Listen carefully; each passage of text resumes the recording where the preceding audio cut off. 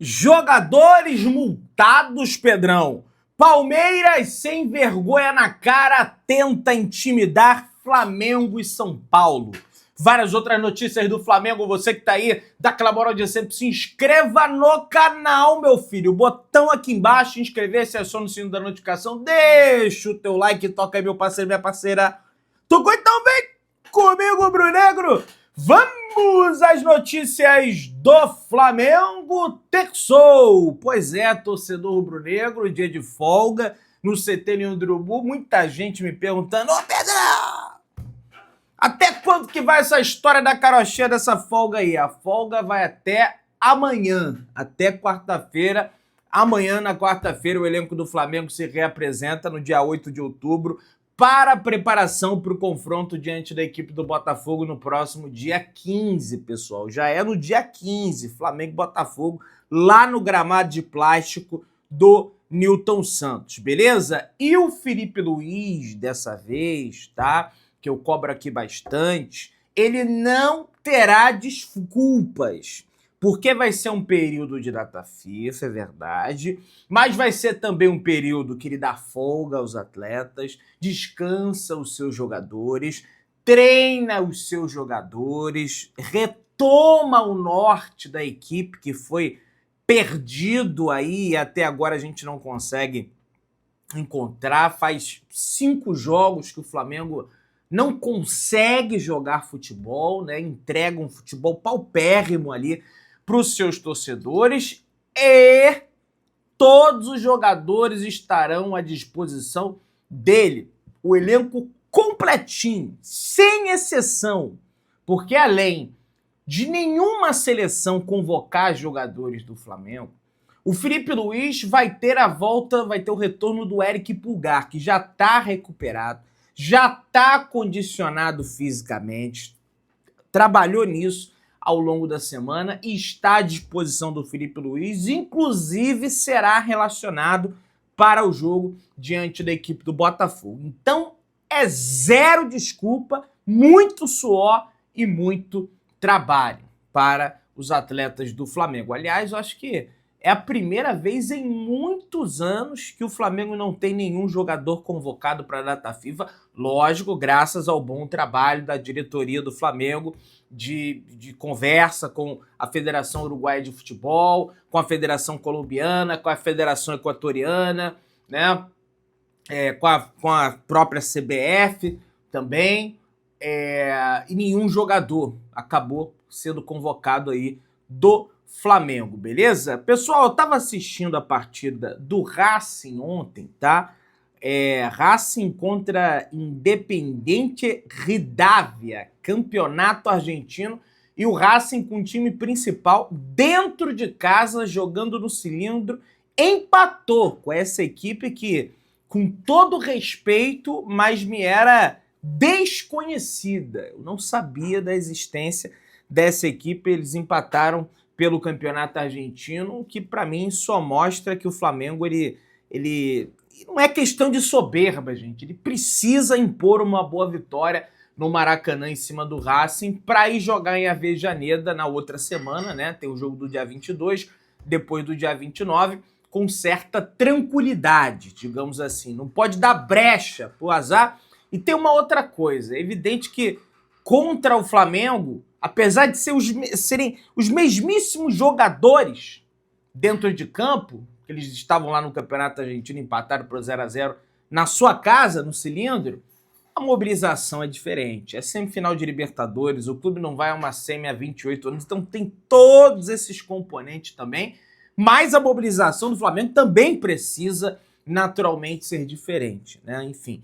Pessoal, a raça rubro-negra, torcida organizada do Flamengo, publicou uma nota de repúdio ao futebol do Flamengo e também a arbitragem que nós temos no futebol brasileiro, uma nota muito inteligente que eu vou ler aqui para vocês. Inicialmente é preciso destacar que esse posicionamento tem como ensejo uma série de fatores cujos responsáveis estão dentro e fora do clube de regatas do Flamengo. Nesse sentido, assim como não se pode omitir a queda de rendimento esportivo do futebol profissional, há que se reconhecer a interferência direta, imoral e obscura da arbitragem no andamento do Campeonato Brasileiro. De fato, bem esquisito. São dois assuntos de especial relevância para a instituição e que não se excluem mutuamente. E eles elencam 4 pontos aqui. Primeiro ponto. A performance esportiva do Flamengo no âmbito do futebol nos últimos meses é intolerável e não pode, sob nenhuma hipótese, ser relativizada.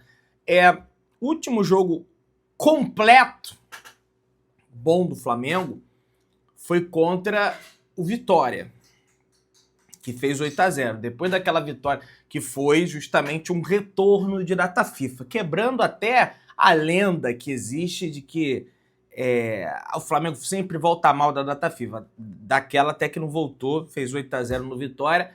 Mas desde então, o Flamengo, contra o Estudiantes, no primeiro tempo, fez uma partida boa, muito boa.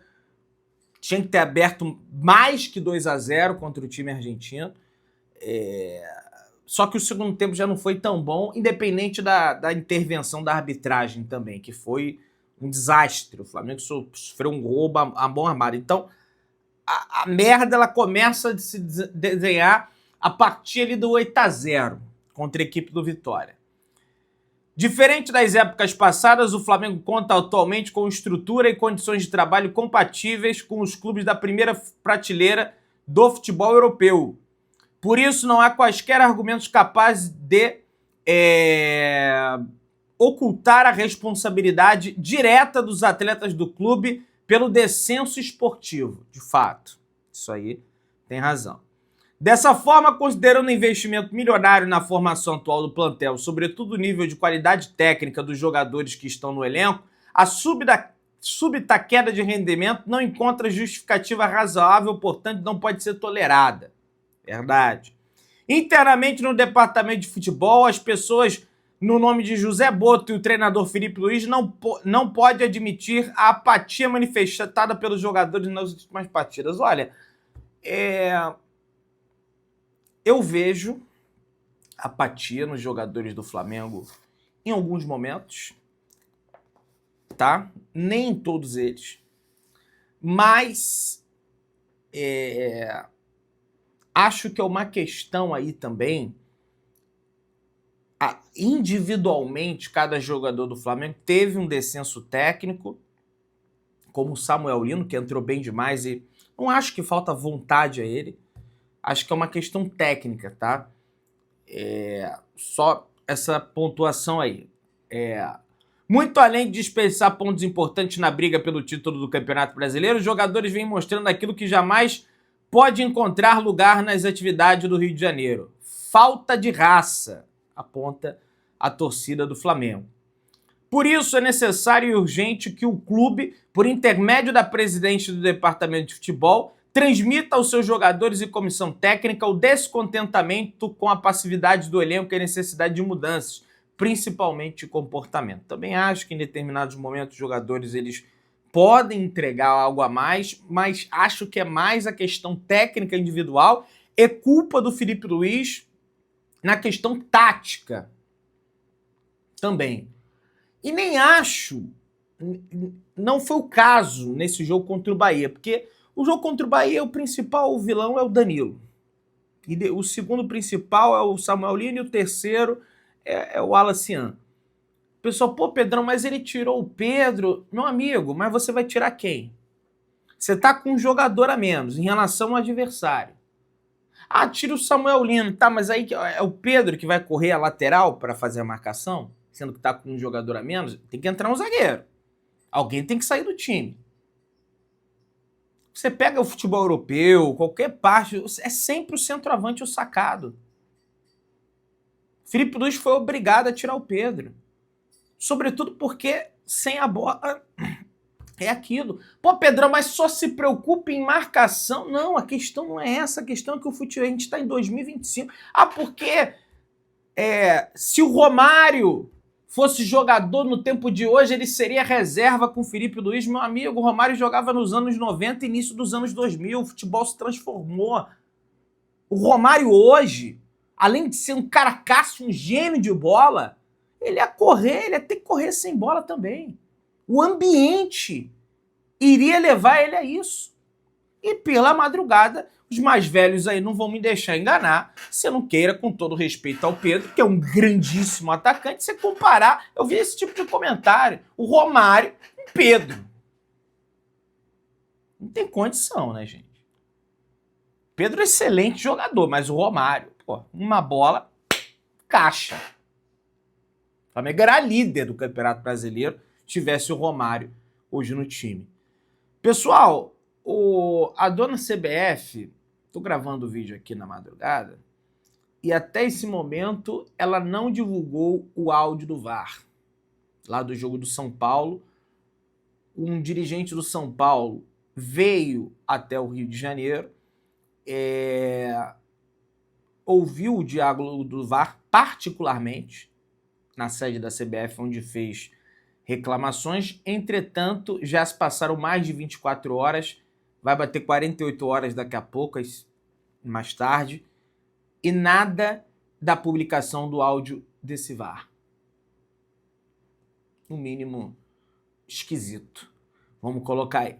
Pessoal, além do Flamengo divulgar o valor do ingresso da partida contra o Racing, Santos e Sport do Maracanã, o Flamengo também divulgou o valor do ingresso da partida diante da equipe do Palmeiras, torcedor. O setor norte vai ficar na casa dos R$140, o sul 120, lógico, os valores para o sócio torcedor são menores do que esse, e o mais caro é o Maracanã Mais, tem um serviço de buffet, alimentação, aquela coisa toda, R$900, tá? Esse é o valor aí do jogo do ingresso entre Flamengo e Palmeiras, que vai ser uma partida importantíssima, né? Que vai ser uma partida, assim, que vai apontar ali para quem vai ficar o campeonato.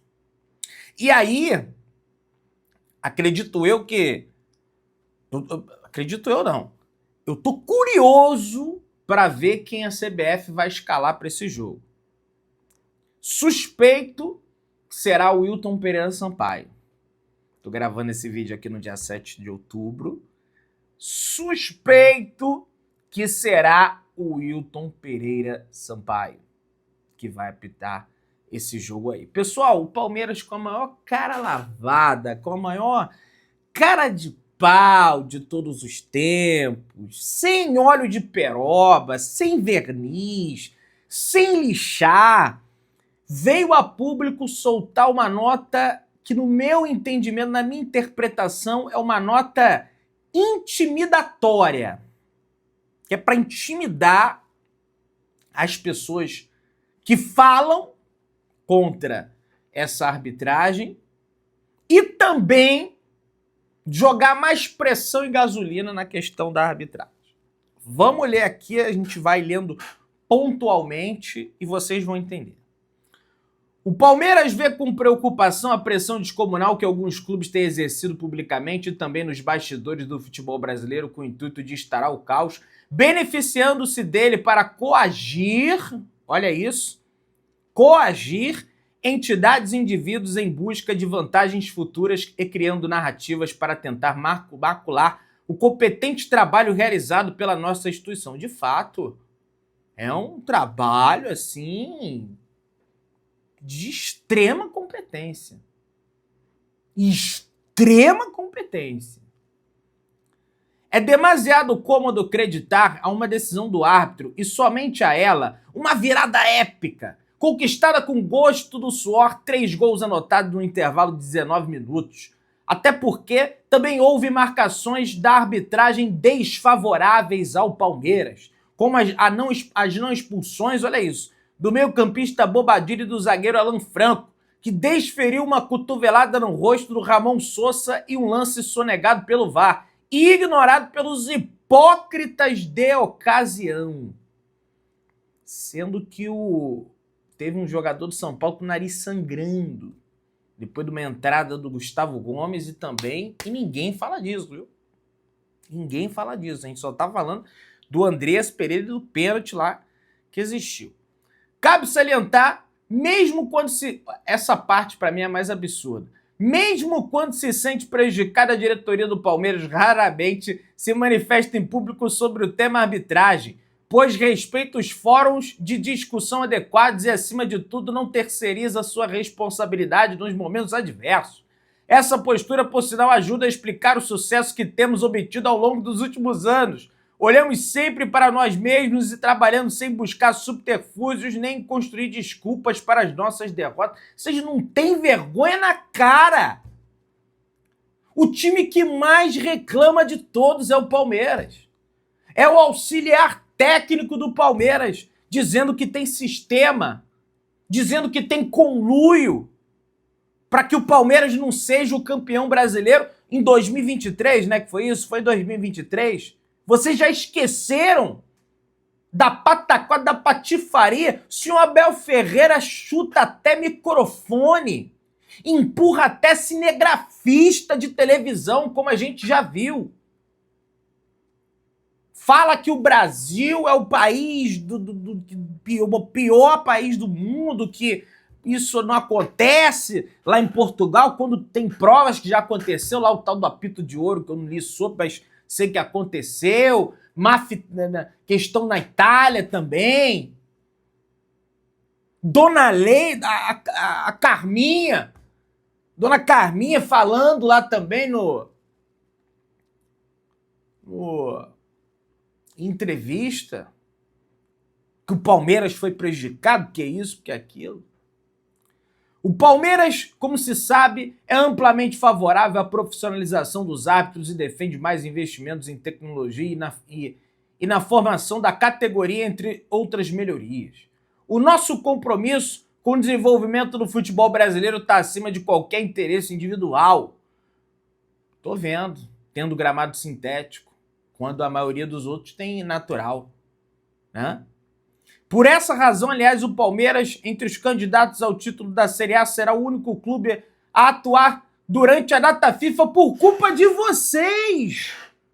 Vocês concordaram com a redução do calendário do futebol brasileiro. Que vergonha na cara, rapaz. Que cara de pau. E o Flamengo vai jogar na data FIFA de novembro também contra o Sport. Para de utilizar mentiras, cara. Compreendemos que o crescimento coletivo da nossa indústria exige renúncias, espírito de colaboração e o fim do egoísmo que, lamentavelmente, ainda norteia a conduta dos dirigentes que, ora, apelam à gritaria, ora, recorrem a acusações sem provas para justificar resultados negativos. Nesse sentido, esperamos que o Superior Tribunal de Justiça Esportiva, o STJD, seja enérgico com aqueles que, de forma irresponsável, lançam suspeitas indevidas sobre pessoas e instituições, ainda usa o STJD para intimidar e tentar censurar as pessoas. As pessoas têm direito, sim, de suspeitar. Cadê a liberdade de expressão? Quer dizer, então, que o STJD tem que punir sendo enérgico? Punição enérgica a quem fala contra a arbitragem? Que é isso? Tá virando Eurico Miranda mesmo. É censura agora. Não pode falar mais. Tem que ser roubado e ficar em silêncio. Roubado quieto. Que é isso? Pessoal, desculpa, tá? Mas não, eu fico pé da vida com esse negócio. A diretoria do Flamengo estuda multar o Alacian após a expulsão contra o Bahia, tá? A diretoria ainda avalia se vai multar ou dará apenas uma advertência. Vai ter uma conversa do Felipe Luiz e o Boto com o jogador amanhã, na quarta-feira, no Ninho do Urubu. Em relação ao Danilo, não tem nada. Ah, vai ter que punir os dois. Não, o Danilo foi imprudente. O Alacian, cara, ele passou, né, da imprudência, foi muita burrice, né? E acho até que essa conversa já deveria ter acontecido lá no vestiário da Fonte Nova. Mas resolveram esperar, vão conversar na quarta. E eu gosto do Alacian, viu? Mas o que ele fez é Se inscreva no canal, aciona o sino, deixa o like. Tamo junto, saudações rubro-negras.